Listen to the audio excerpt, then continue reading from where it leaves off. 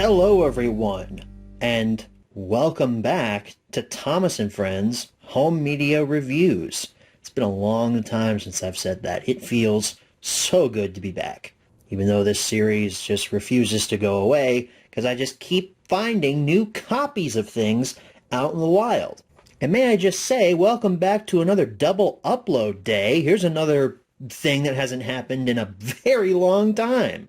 You guys remember way back when Thomas & Friends Home Media Reviews was in its heyday, I did triple uploads on one day. That is insane to me that I had that much to cover for Thomas & Friends Home Media Reviews way back when. But we're here today for the supplemental on the Best of Thomas. For just a little refresher here, since it's been a while since we've taken a look at the Best of Thomas. Here's the original DVD print, first released in, I believe, 2001 or 2002, one of those years there.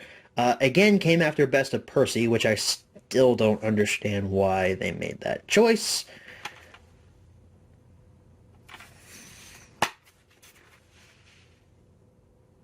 Standard stuff here.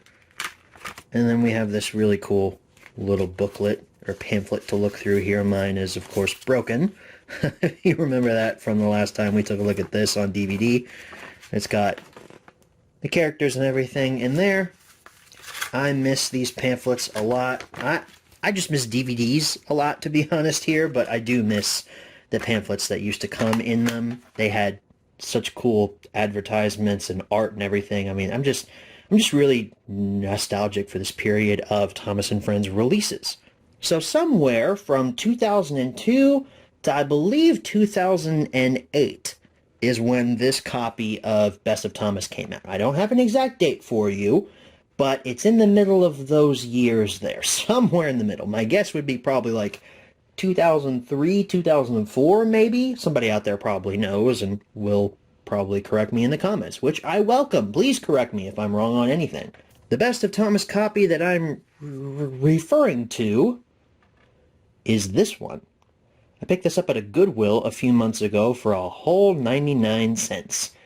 And you can tell this was definitely a loved piece in someone's collection, considering the fact that the artwork looks like it's been probably mangled a bit. It's probably been taken out of the case a couple of times and then refolded back out to fit into the case again. But you know what? It's 99 cents. I'm not going to judge. Somebody probably had a lot of fun with this DVD in their life, and now it's in my collection, and I'm going to take better care of it than they did because I'm not a child.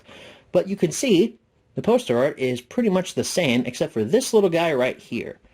A music CD sampler is included inside of this package. We took a look at a similar copy of the Best of James that had this exact same advertisement there. And it was in very similar packaging, because this is a bigger case than this one. See that there? Thicker spine there, because this has to hold 2 discs as opposed to 1. So the spine is pretty much the same, just bigger. The back is changed a little bit. We have the same blurb, the same screenshots, but now we have a little advertisement down there for your free bonus CD sampler that's included inside, story stops and bonus content, and also a CD sampler advertisement down there, same legalese and everything. This case is interesting because it has 2 separate openings. So our first opening is here.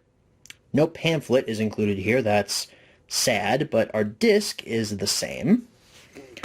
And then close that, and then on the back, there's where your CD is housed. Thomas's Songs and Roundhouse Rhythms.